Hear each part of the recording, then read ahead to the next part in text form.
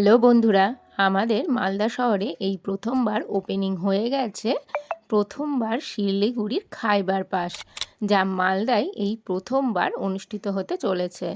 আর এই খাইবার পাসে তোমরা পেয়ে যাবে আমাদের পশ্চিমবঙ্গের দূর দূরান্তের সব জায়গার খাবার দাবার। আর এইখানকার প্রবেশ মূল্য কিন্তু 20 টাকা করে, তবে যা আমার একটু বেশি কিন্তু লেগেছে, কারণ এমনিতেই আমরা সাধারণ মেলাতেই 10 টাকা টিকিট করে যাই, কিন্তু এখানে টিকিট নিয়েছে প্রবেশ মূল্য 20 টাকা। যাই হোক, ভেতরে এন্ট্রি করেই প্রথমে আমি চলে গেলাম যে স্টলগুলো সেইগুলোতে। তবে যেই স্টলগুলো রয়েছে সেই স্টলগুলো কিন্তু ভীষণ সুন্দর, আর প্রত্যেকটা স্টলেই রয়েছে কিন্তু খাবার। এখানে প্রিয় গোপাল বিষয়ের একটা স্টল করেছে শাড়ির, আর এই জায়গাটা যে দেখতে পাচ্ছ এখানটাতে করেছে একটা সেলফি জোন, যেখানে দাঁড়িয়ে তোমরা ফটো বা ভিডিও যে কোনো কিছুই করতে পারো। আমিও কিছুটা ফটো এখান থেকে তুলে নিয়েছিলাম। চলো তোমাদেরকে দেখাই দোকানগুলো। এখানে রয়েছে জুস অ্যান্ড মকটেল, এখানে তোমরা সমস্ত রকমের মকটেল পেয়ে যাবে।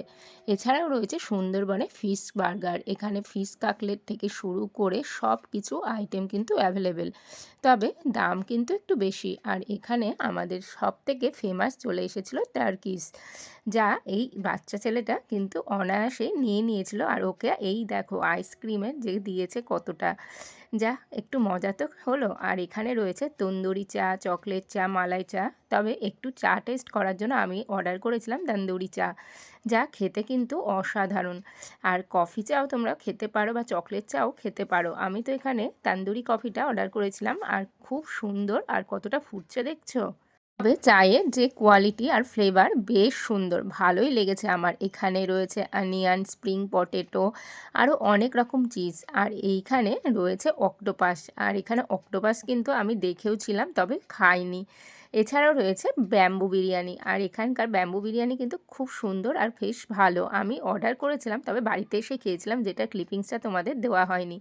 এছাড়াও রয়েছে chicken lollipop, fish finger, chicken pakora, সব রকম আইটেমের খাবার কিন্তু এখানে রয়েছে অ্যাভেলেবেল। আর রয়েছে গরম গরম বেকড কাঁচা রসগোল্লা, যা আমাদের কিন্তু ভীষণ পছন্দের। তবে যাই বলো, এমনি রসগোল্লা খেতে যতটা টেস্ট, বেক রসগোল্লা অতটা আমার কিন্তু ভালো লাগেনি। এছাড়াও ছিল কৃষ্ণনগরের সরভাজা। এত খাবার দাবার দেখে কোনটা ছেড়ে কোনটা খাবো সেটাই কিন্তু ভাবছিলাম। তবে প্রাইসের কথা যদি ভাবতে যাও তাহলে কিন্তু এখানে এসে লাভ নেই, কারণ এখানকার খাবারগুলোর দাম কিন্তু একটু বেশি। যদিও বা খাবারের দাম শুনে আর কি হবে, এই সব খাবারগুলো তো আর সব সময় পাওয়া যায় না, তাই একটু টেস্ট করে নিয়েছিলাম। এছাড়াও ছিল পান, আমি আদির জন্য নিয়েছিলাম চকলেট পান। কেমন লাগলো ভিডিওটা জানিও।